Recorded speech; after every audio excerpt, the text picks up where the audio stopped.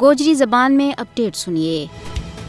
تاریخ اس گل کی گواہ ہے کہ ہر دور میں ظلم ہوتا رہا ہے۔ یا انسان کی فطرت ہے کہ جد اس نہ طاقت حاصل ہو جائے تو وہ اپنا ہی ہم جنس انسانہ نہ ظلم کی چکی میں پیسن لگا ہے۔ ظلم کرنا تو ظلم ہی ہے، لیکن ظلم سہنا بھی ایک ظلم ہے جس نال ظالم کا حوصلہ بلند ہوئے اور وہ مزید ظلم و ستم کرے۔ ظلم کی عمر اگرچہ کاٹ ہے لیکن اس کا دورس نتائج ہوئے۔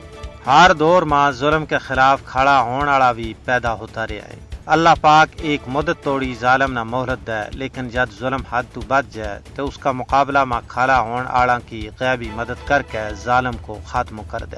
بھارتی غاصب و ظالم حکومت نے بھی کشمیر میں چلنے والی آزادی کی مقدس تحریک نے ختم کرنے واسطے ظلم و جبر کو بازار گرم کر رکھے ہوئے ہے۔ اپنی تازہ گرفتاریاں کا عمل میں لوگوں کی منمانی حراست واسطے کالا قوانین UAPA اور PSA کو استعمال عمل میں آنے جا رہے ہیں۔ بے گناہ لوگوں نے جعلی مقدمات میں پھنسائے جا رہے ہیں۔ ہزاروں کی تعداد میں قائدین حریت اور کارکن پہلے ہی جیلوں میں پابند سلاسل ہیں۔ منمانی گرفتاری کشمیریوں نے محکوم بنانے واسطے مودی حکومت کی مایوسی کو عملی مظہر ہے۔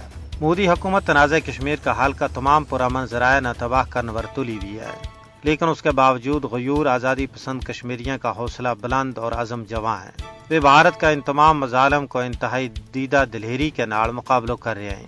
اتنا ظلم کے باوجود گزشتہ 34 سالوں میں ان کا پائے استقلال میں ذرا برابر کمی نہیں آئی۔ وہ جذبہ جہاد تو سرشار ہو کے باطل بھارت کا ہر وار کو انتہائی جرت و استقامت کے نال مقابلہ کر رہے ہیں۔